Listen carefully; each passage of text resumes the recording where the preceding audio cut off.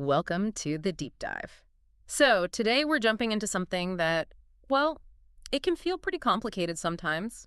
Personal grooming. Mm-hmm. You know, that feeling, right? When you look good, you just feel better, more confident. Absolutely. It makes a huge difference to your day. And let's face it, your face, your hair, that's often the first impression. So taking care of your skin and hair isn't just vanity, it's really fundamental to health and wellness. It really is. It's about feeling good in your own skin, quite literally. But man, the amount of products out there, the advice, sometimes it conflicts. It can be genuinely overwhelming, can't it? Totally. It's Yeah. hard to know where to even start sometimes. Exactly. Yeah. So that's why today we're doing a specific deep dive. We're calling it the ins and outs of a healthy face and scalp. Okay. Our goal here isn't just to skim the surface. We want to, demystify things a bit. We've looked at some great sources, like an article from the Bearded Colonel, to pull out the really key stuff. Yeah, kind of cut through the noise. Precisely. Think of this as your shortcut to getting clued in without needing a PhD in dermatology. Okay, let's unpack this. Let's do it. And we're going to start right at the top, literally, with something many of us, myself included sometimes, kind of ignore until there's an issue: the scalp. Ah, yes. The forgotten skin. It's so easy to forget, isn't it? It's under your hair, out of I sight. don't mind. But it is skin, and it's like absolutely crucial for healthy hair. One of the sources we looked at, the Bearded Colonel, had this great analogy. Oh, yeah. Yeah, it said, it can be helpful to think of your scalp like soil and your hair like the plants that grow out of it. That's a really good one. Very visual. It is, right? Yeah. So if you really think about that soil and plants, what does that tell you about, well, how your hair grows, how it thrives? Well, it's spot on, isn't it? Mm-hmm. What's fascinating here is just how fundamental that connection is. Like, you can't expect healthy, strong plants from poor, depleted soil. Right. And it's the same for your hair. A healthy, balanced scalp is the foundation. It's not just nice to have, it directly impacts hair growth, thickness, even the quality and shine of the hair itself. So unhealthy soil means unhealthy plants. Pretty much. If your scalp is irritated or dry or clogged up, your hair's going to show it. It'll struggle. Okay, so let's get into the why a bit more. What's actually going on up there? Okay, well, anatomically, it's skin, but it's pretty specialized. It's sensitive, for one, and it's packed, absolutely packed, with hair follicles, around 100,000 of them on average. Wow, that many. Yeah, each one producing a hair strand. And tied to those follicles are sebaceous glands, producing your natural oil, sebum. Sebum, right, that's the stuff that can make hair look greasy sometimes. It can, if there's too much or it's not washed away properly, but it's vital. It moisturizes, protects the scalp's barrier. And here's something really cool. Your scalp has its own microbiome. Like the gut microbiome. Exactly like that, but on your head. It's this whole ecosystem of bacteria, fungi, other tiny organisms. When they're in balance, they help keep the scalp healthy, fight off bad microbes, reduce inflammation. And when that balance gets thrown off. That's when you see problems. Yeah. Irritation, dryness, sometimes fungal issues, like, well, the common one is dandruff. Okay, dandruff. Let's talk about that and other issues. Right. So dry scalp often limps to flaking, which we call dandruff. It's usually not serious, but it can be really itchy. You know, the itch is the worst part. And that scratching, it's not harmless. You can actually damage the follicles, disrupt that microbiome even more, and potentially even speed up hair loss if you already have a tendency towards it. Just from scratching. Yeah, weakening the hair's anchor point. Other signs of trouble are things like bumps, redness, just general inflammation up there. And another big one, often unseen, is buildup. Buildup? From what? Dead skin cells mostly, but also residue from styling products, gels, sprays, that kind of thing. If that stuff accumulates, it can literally clog the follicles. Like blocking the soil. Exactly. It physically obstructs the follicle opening, which hinders growth and stops nutrients getting where they need to go. Okay, that's definitely more complex than just my scalp feels dry. And the link to potential hair loss is quite concerning. It can be, yeah. So given all that complexity, what can we actually do about it? What does this mean for just, day-to-day care? Well, the good news is the sources point to some pretty straightforward, actionable things. Sure. Nothing too crazy. Okay, good. Like what? First off, maybe the simplest one, hydration. Just drinking enough water. Really? Water for your scalp? Yeah, the Bearded Colonel article mentions this. Proper hydration helps your skin cells everywhere, including the scalp, maintain elasticity and function well. Being even mildly dehydrated can actually trigger stress hormones, Oh, interesting. which can mess with oil production and make your scalp feel tight and prone to irritation. Ah, So Yeah, drinking water helps moisturize from the inside out. Okay, hydration. Check. Yeah. What else? Your actual walking routine. Finding that right balance, cleansing gently. You need to get rid of dirt and excess oil, but you don't want to strip everything away. Because of the natural oils and the microbiome? Exactly. So looking for sulfate-free shampoos is often a good start, as sulfates can be quite harsh detergents. Sulfate-free. Got it. And then regular exfoliation, gently removing those dead skin cells we talked about, keeps the follicles clear.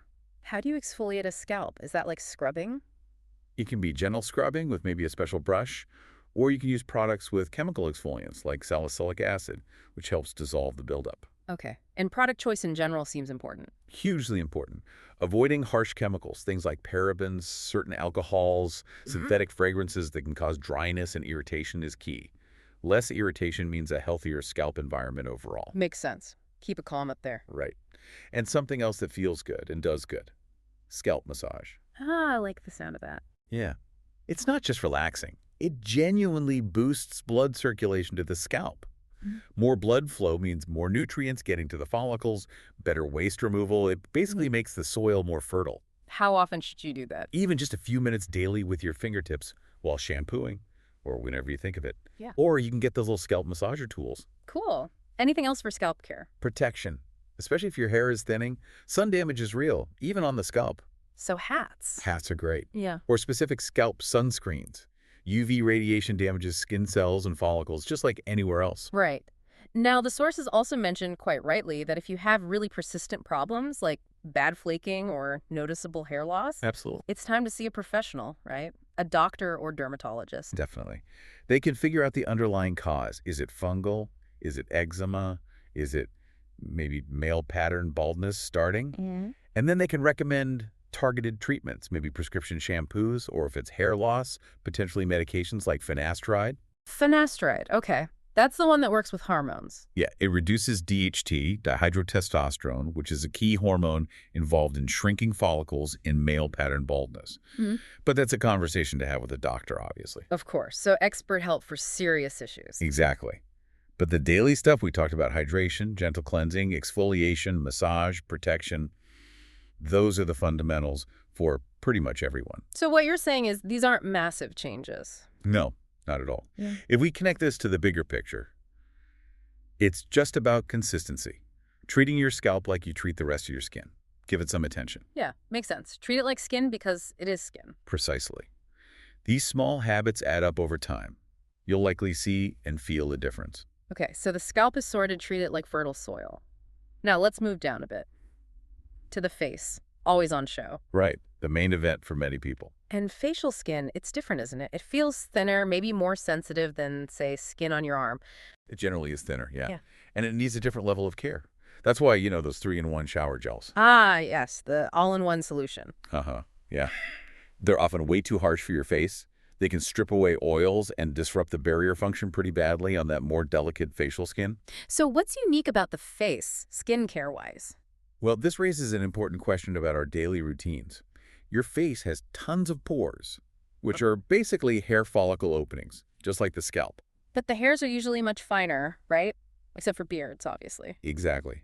And these pores can easily get clogged oil, dead skin cells, dirt, makeup residue, and clogged pores can look enlarged, more visible. Okay, clogged pores. What else is a big factor for facial skin? Sun exposure is a huge one. We mentioned it for the scalp, but it's critical for the face.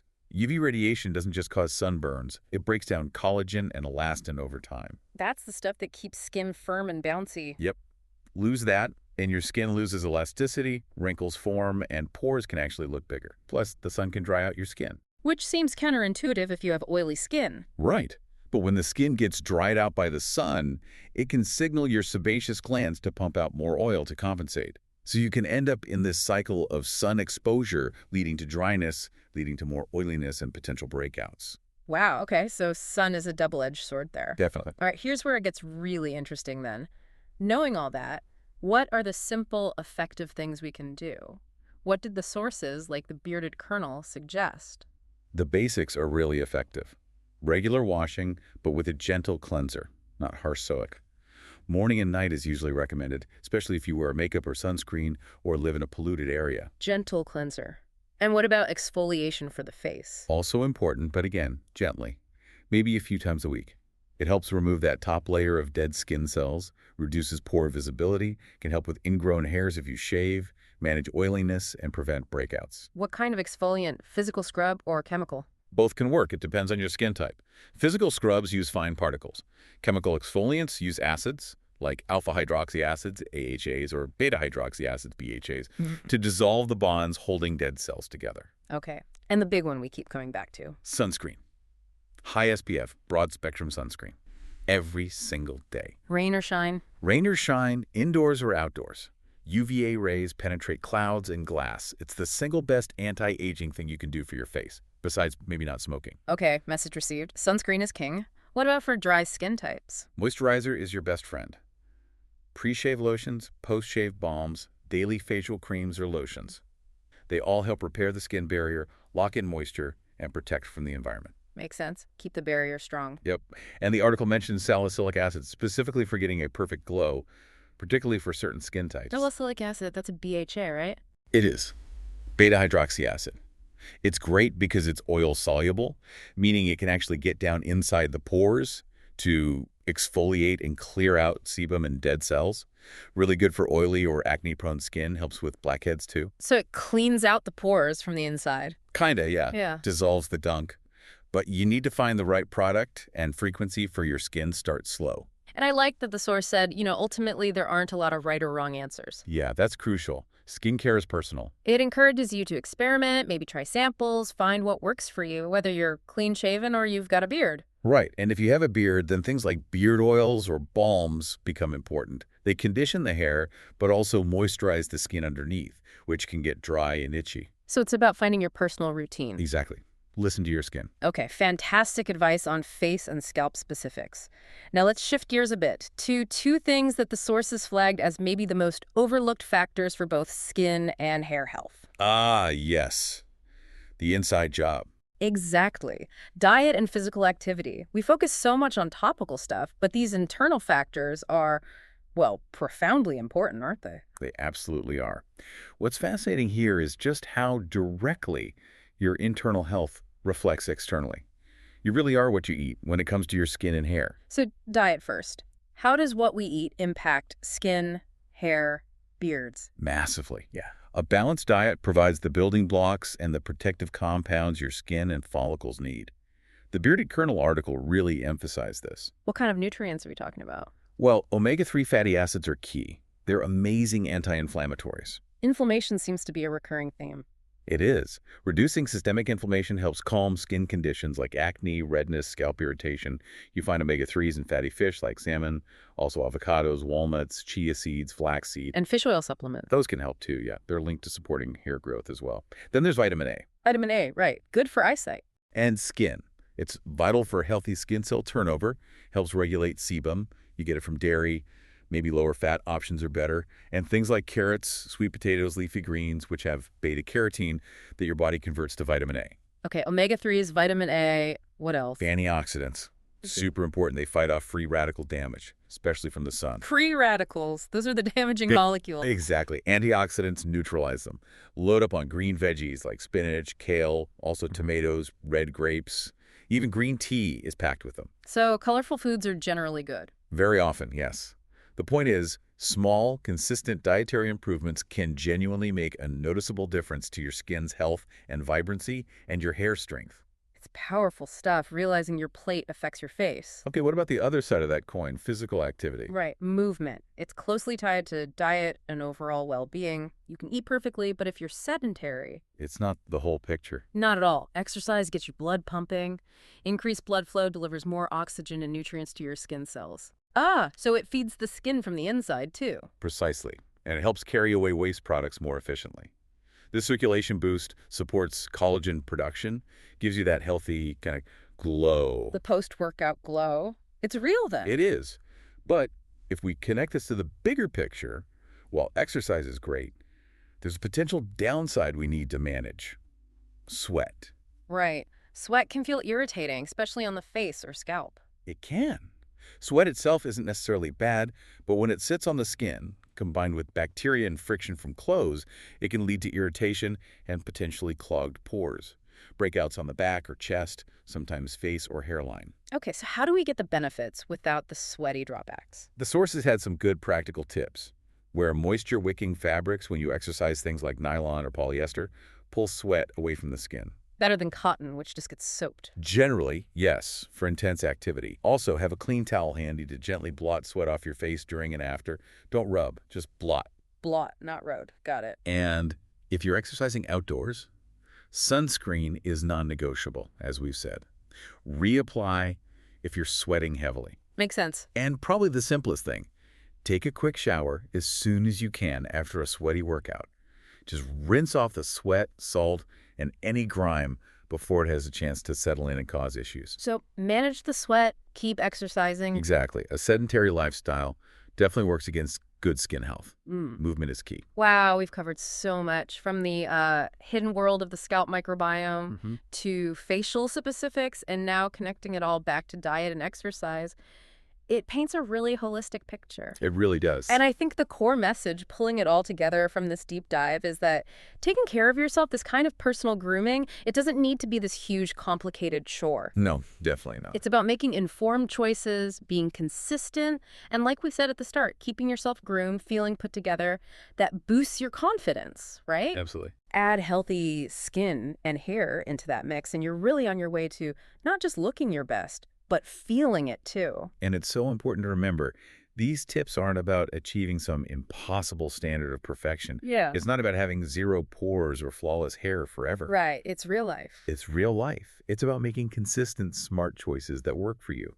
The real power, I think, if we connect this to the bigger picture, is in those small, steady actions. The accumulation effect. Exactly. Choosing water over soda, maybe adding some greens to your lunch, taking 5 minutes for a proper face wash, remembering sunscreen. These little things build up. They genuinely impact how you look, sure, Yeah. but also how you feel, your energy, your overall sense of well-being, day in and day out. That's a great way to frame it. It's accessible self-care. Totally accessible. So maybe a final thought for everyone listening. As you go into your week, just think about one small thing, one specific change you could maybe try, based on what we've talked about, to support your face or scalp health. Yeah, just one thing. Maybe it's swapping your harsh soap for a gentle cleanser. Maybe it's actually drinking that extra glass of water.